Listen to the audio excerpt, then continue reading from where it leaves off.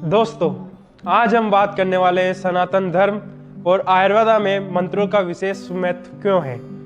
आखिर ये मंत्र क्यों बनाए गए, ये मंत्र चिकित्सा है क्या, और एक मंत्र को उससे सही उच्चारण के साथ ही क्यों बोलना चाहिए। नमस्कार, ब्रह्मवेद में आपका स्वागत है। In this video we will talk about mantras. सबसे पहले मंत्र का शाब्दिक अर्थ जानने की आवश्यकता है। ऐसी ध्वनि जो आपको मेंटल पीस दे और आपके मन तो शांत रखे, वो ही मंत्र है। हमारे शास्त्रों में कहा गया है, मनहा तार्यति इति मंत्रा, which means a sound which can transcend human mind. और सनातन धर्म और आयुर्वेदा में मंत्र जपना हजारों वर्ष से चला आ रहा है।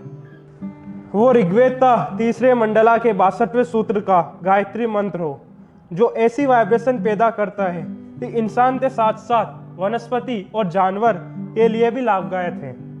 यह ऋग्वेद का ही 7वें मंडला का 59 सूत्र महामृत्युंजय मंत्र, जिसे मृत्यु को जीतने वाला मंत्र भी कहा जाता है, और पारद शोधन करते वक्त अदोर मंत्र।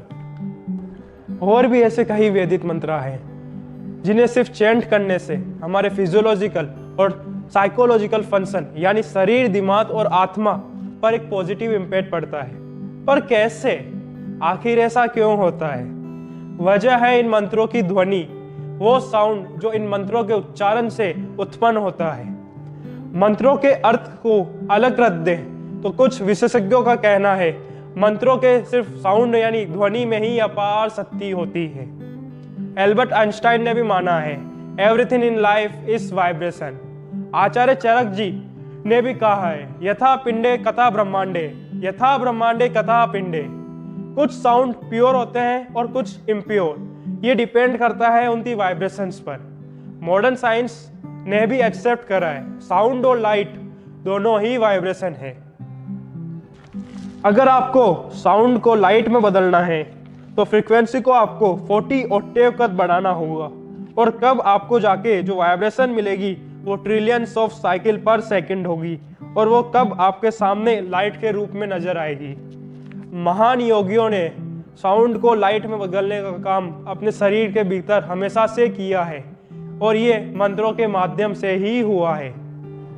इस वीडियो के माध्यम से हम ये नहीं बताना चाहते कि कौन सा मंत्र आप पर क्या प्रभाव डालेगा, बल्कि हम तो मंत्रों की अद्भुत शक्ति के बारे में आपको बताना चाहते हैं। इसे सिर्फ रिलीजियस चश्मों से नहीं, एक साइंटिफिक अप्रोच से आपको देखना होगा।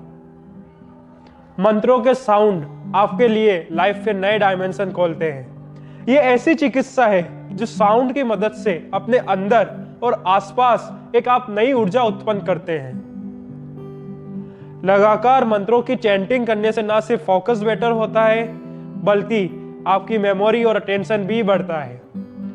ऐसा भी माना जाता है कि मंत्रों के सही उच्चारण और सही फ्रीक्वेंसी के साथ बोला जाए तो आपके ब्रेन सेल तो एक्टिवेट करने में हेल्पफुल साबित होता है। यह साबित हुआ है एक रिसर्च में कि कुछ खास मंत्रों को जप करने से आपका ब्रेन में लेफ्ट और राइट हेमिस्फीयर सिंक्रोनाइज होता है। ओम की बात करें तो इसे ओरिजिनल साउंड ऑफ क्रिएशन भी कहा जाता है। ऐसा माना जाता है हजारों वर्ष पहले हमारे ऋषि मुनि जब ज्ञान की प्रक्रिया के दौरान जो साउंड सुनी थी वो ओम ही थी, और फिर ओम तो सनातन धर्म का प्रतीक ही बन गया, क्योंकि आयुर्वेदा में ही इंसान हमेशा ध्यान और तपस्या लगाकर स्वयं की उत्पत्ति और अंत की खोज में अपना जीवन जीता आया है। आपने कई योगियों और तपस्वियों को सिर्फ हमिन पर मेडिटेशन करके देखा होगा। वो हमिन साउंड जो ओम बोलते समय सबसे आखिर में निकलती है। एक साइंटिफिक रिसर्च से यह भी साबित हुआ है कि सिर्फ हमिन करने से हमारी बॉडी में नाइट्रिक ऑक्साइड का प्रोडक्शन बढ़ जाता है। नाइट्रिक ऑक्साइड एक खास कंपाउंड होता है जो हमारे शरीर में होने वाले नर्वस, इम्यून, कार्डियोवैस्कुलर में होने वाले कई प्रोसेसेस में हेल्प करता है। तो यह कहना जरा भी अतिशयोक्ति नहीं होगी। उस समय के ऋषि मुनि एक तरह के साइंटिस्ट ही थे जो ह्यूमन बॉडी को अपग्रेड करने के नए नए तरीके ढूंढ रहे थे, और मंत्र एक प्रकार से उनके टूल ही थे। यदि बच्चों को मंत्रों की इम्पोर्टेंस बताए जाए और बचपन से ही उन्हें चैंटिंग करने की आदत डाली जाए तो उनका ब्रेन का डेवलपमेंट एक अलग ही लेवल पर होगा। यही तो आयुर्वेदा है जो अपने जीवन जीने का तरीका ही बदल दे। धन्यवाद।